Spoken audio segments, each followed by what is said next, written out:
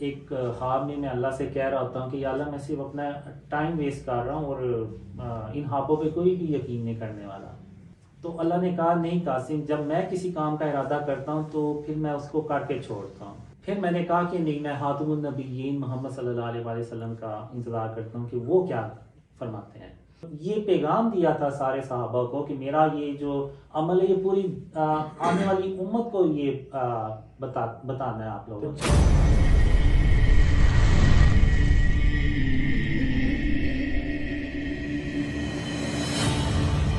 بسم اللہ الرحمن الرحیم. السلام علیکم ویورز، میں ابو بکر ہوں اور آج ہمارے ساتھ موجود محمد قاسم موجود ہیں. بہت ان کے ڈریمز وائرل ہو رہے ہیں سوشل میڈیا پہ.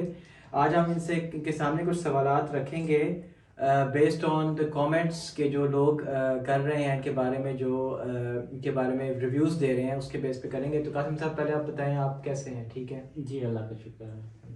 آپ کیسے ہیں؟ ٹھیک ہے، اللہ کا شکر. آپ یہ بتائیں، سب سے پہلا سوال جو ذہن میں آتا ہے ویور کے، وہ یہ ہے کہ آپ یہ خواب کیوں شیئر کر رہے ہیں؟ اس کا کیا فائدہ ہو رہا ہے؟ آپ کو کوئی مفاد ہوتا ہے یا آپ چاہتے ہیں کوئی چینج آئے؟ ڈریمز ایکچولی مجھے کئی سالوں سے آ رہے ہیں. جب میں 17 سال کا تھا تب سے آ رہے ہیں. تو میرے ذہن میں بھی کبھی نہیں تھا یہ کہ ایک دن آئے گا تو اللہ اور محمد صلی اللہ علیہ وآلہ وسلم مجھے کہیں گے کہ یہ خواب اپنے دوسروں سے بیان کرو. تو ورنہ اگر میرے ذہن میں ذرا سا بھی ہوتا نا تو میرے پاس کمپیوٹر تو کئی سالوں سے ہے، تو یہ ڈریمز جو ہے نا وہ کمپیوٹر میں لکھتا چلا جاتا. تو میرے ذہن میں کبھی تھا ہی نہیں کہ یہ ڈریمز ایک دن میں نے شیئر کرنے ہیں. تو 2014 میں اللہ نے پہلی بار مجھے کہا کہ اپنے خواب جو ہے نا وہ لوگوں سے بیان کرو. تو میں جب صبح اٹھا میں نے کہا یہ اچانک اتنے سالوں بعد آخر یہ کیا، میرے خوابوں پہ تو میرے گھر والے یقین نہ کریں تو جو لوگ مجھے جانتے بھی نہیں ہیں، اور میں کن سے جا کے شیئر کروں گا ڈریمز. میری تو کوئی جاننے پہچاننے والے بھی نہیں تھے، بس ایک دو دوست تھے.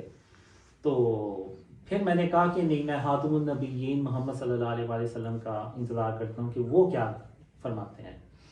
تو کوئی ہفتے 10 دن کے بعد خاتم النبیین محمد صلی اللہ علیہ وآلہ وسلم ڈریم میں آئے. تو انہوں نے بھی وہی کہا کہ اب جو خواب اللہ نے تمہیں دکھائے ہیں وہ لوگوں سے بیان کرو. تو پھر میں نے کہا کہ اب ڈریم تو شیئر کرنے پڑیں گے. تو پھر میں نے شیئر کیے انٹرنیٹ پہ، ای میلز کے تھرو اور فیس بک پیجز پہ میسیجز کے تھرو میں نے کیے، لیکن کسی نے دھیان نہیں دیا. تو میں نے چھوڑ دیے. میں نے کہا اب اس سے زیادہ میں کیا کر سکتا ہوں. تو پھر اکتوبر 2014 میں ایک خواب میں اللہ سے کہہ رہا ہوتا ہوں کہ یا اللہ میں صرف اپنا ٹائم ویسٹ کر رہا ہوں اور ان خوابوں پہ کوئی بھی یقین نہیں کرنے والا.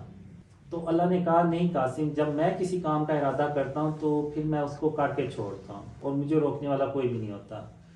تو پھر اللہ انٹرنیٹ کو حکم دیتا ہے کہ قاسم کے جو خواب ہے نا وہ پوری دنیا میں خواب کے اندر ہی حکم دیتا ہے؟ جی. تو بیسیکلی یہاں پہ مجھے آئیڈیا بھی ملتا ہے کہ میں نے انٹرنیٹ پہ شیئر کرنے پبلکلی، جو کہ بہت ہی مشکل کام تھا میرے لیے.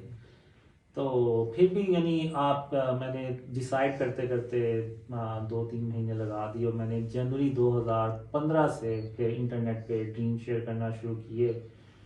تو جب ڈریم شیئر کرنا شروع کیے تو وہ برے کمنٹس بھی آئے. تو میں نے کہا کہ نہیں، میں نے اس لیے تو نہیں صرف ڈریم شیئر کیے کہ میں لوگوں کی باتیں سنوں. تو پھر میں نے وہ ڈریم شیئر کرنا چھوڑنے لگا.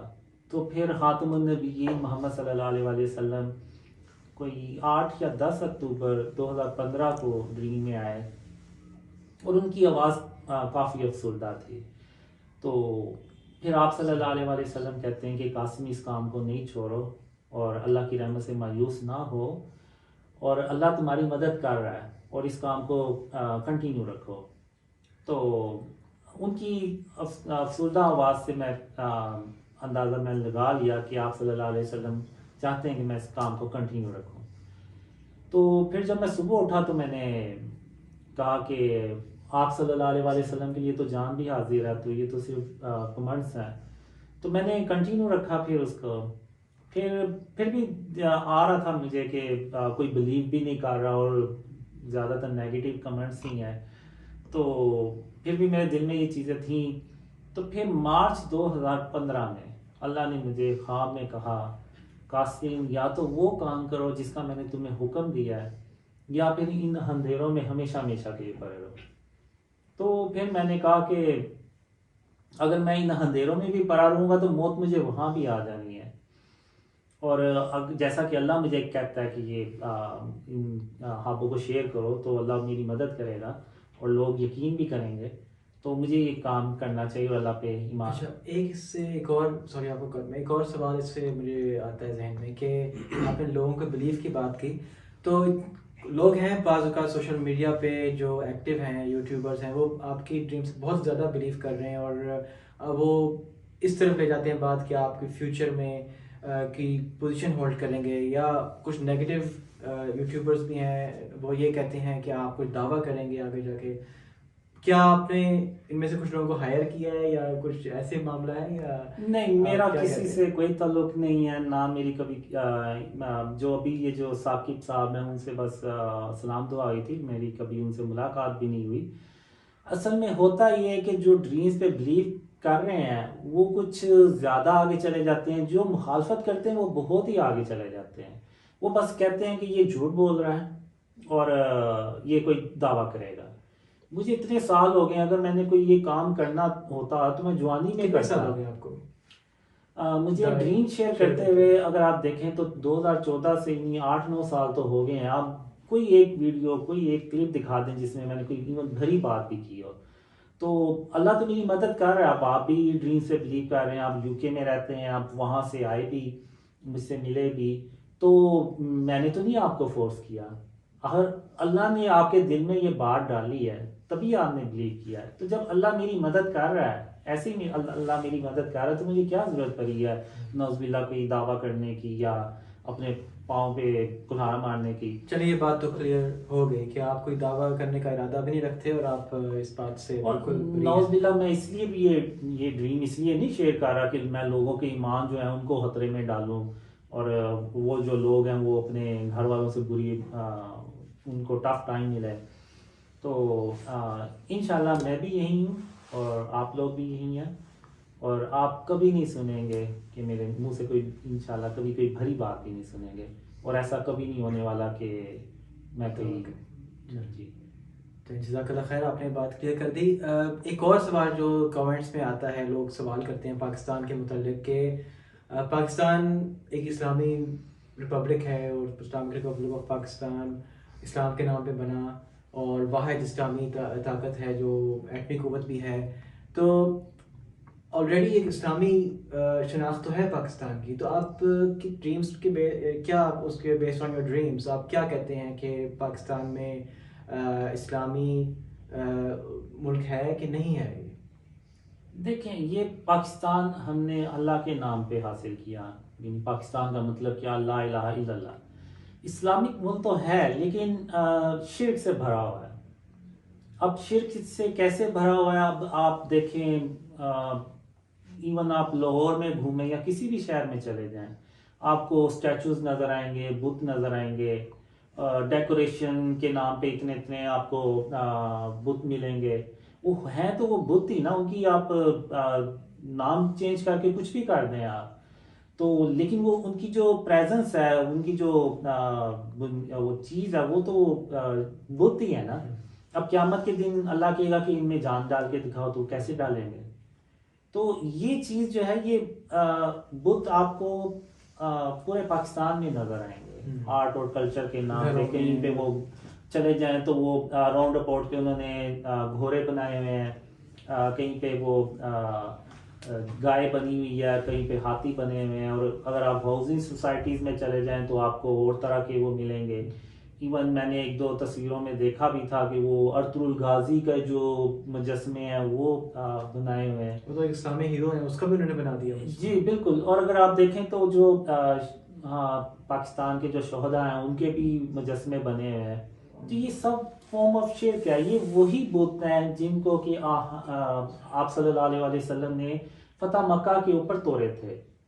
360 بت تھے جو مکہ کے کعبہ کے اندر تھے.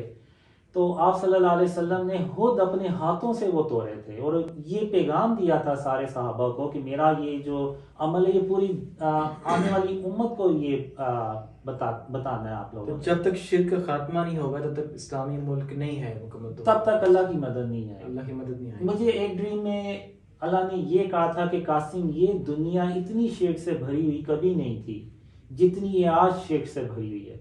اب آپ یو کے سے آئے ہیں، آپ کو خود فیل ہوگا، آپ نے پچھلے انٹرویو میں بھی کہا کہ میں نے پاکستان میں شرک اور اس کی فارمز کو زیادہ دیکھا بنسبت یو کے کے۔ تو آپ خود حساب لگائیں، اب یہ پاکستان ایک اسلامک کنٹری ہے، وہاں پہ آپ کو اگر یہ چیزیں زیادہ مل رہی ہیں تو اللہ ہماری مدد کیسے کرے کیسے گا؟ کرے گا؟ تو وہ کیوں کرے گا؟ صحیح ہے۔ تو آپ کیا کہتے ہیں کہ پاکستان کو اب جیسے اگر ہم نے مکمل طور پہ شرک سے خاتمہ کرنا ہے تو اس کے لیے کوئی انقلاب آئے، کوئی ہم جو ہے وہ پروٹیسٹ کریں، کیسے انقلاب آئے گا؟ نہیں، ایسے نہیں ہوتا کہ کوئی انقلاب وغیرہ کی بات نہیں ہے۔ جو میں نے ڈریمز میں دیکھا ہے کہ جب میں ڈریم شیئر کرنا شروع کرتا ہوں تو کچھ لوگ پہلے انکار کرتے ہیں، لیکن پھر کچھ لوگ ہوتے ہیں وہ بلیو بھی کرتے ہیں، پھر وہ ان کی تعداد میں اضافہ ہوتا چلا جاتا ہے، اور پھر ایک وقت آتا ہے کہ جو تھوڑے ویل نون لوگ ہوتے ہیں وہ بھی ان ڈریمز پہ بلیو کرنا شروع کرتے ہیں۔ تو اسی دوران جو ہے نا میں نے دیکھا ہے ڈریمز میں کہ ملک کے حالات بھی خراب ہوتے چلے جاتے ہیں۔ تو اتنے حالات خراب ہو جاتے ہیں پھر اور یہ ڈریمز بھی پھیلتے ہیں، تو پھر لوگ کہتے ہیں، یعنی آرمی چیف سے کہتے ہیں کہ اس کے خوابوں کو سن لینے میں حرج ہی کیا ہے، یہ ڈریمز ہی ہیں، شاید ان میں کوئی اچھی بات بھی ہو۔ تو پھر آرمی چیف جو ہوتے ہیں نا وہ ڈریمز کو سنتے ہیں، جب وہ ڈریمز سنتے ہیں تو اس کے بعد خاتم النبیین محمد صلی اللہ علیہ وآلہ وسلم آرمی چیف کے ڈریمز میں جا کے تو ان کو وٹنس دیتے ہیں، آرمی چیف کے ڈریمز میں جا کے تو ان کو وٹنس دیتے ہیں کہ قاسم اپنے خوابوں کے معاملے میں کسی سے جھوٹ نہیں بول رہا، اور اس کے خواب سچے ہیں، اور بالکل ویسے ہی کچھ ہونے جا رہا ہے جیسا کہ اللہ نے قاسم کو خوابوں میں دکھایا۔ آرمی چیف کو جب خاتم النبیین محمد صلی اللہ علیہ وآلہ وسلم کی طرف سے وٹنس ملتی ہے تو پھر وہ آپ کہہ لیں کہ ایک بولڈ سٹیپ اٹھاتے ہیں، اور پھر وہ یعنی ڈریمز میں جیسے آتا ہے کہ وہ شرک اور اس کی فارم کو جب تک ہم اس ملک سے ختم نہیں کریں گے اللہ کی مدد نہیں آئے گی، تو پھر وہ آفیشلی اس چیز کو امپلیمنٹ کرتے ہیں، ختم بھی کیا جاتا ہے، اور پھر ایک ایسا نظام حکومت بنایا جاتا ہے جو کہ آپ کہہ لیں کہ جس کو آپ پریزیڈنشل سسٹم کہہ لیں یا اسلامک صدارتی نظام۔ جی، تو اس صدارتی نظام کے بارے میں بتائیں ابھی اس کو کہ اس میں کیا ہوگا، یعنی ایک ہمیں تھوڑا سا آئیڈیا تو ہوتا ہے امریکہ میں بھی صدارتی نظام ہے، اور تو اسلامی صدارتی نظام کیسے ڈیفرنٹ ہوگا، اس میں کیا ہوگا، کس طرح سے؟ یہ میں نے دیکھا کہ جو ٹاپ پہ جو لیڈر ہوتا ہے نا اس کے پاس سب پاورز ہوتی ہیں۔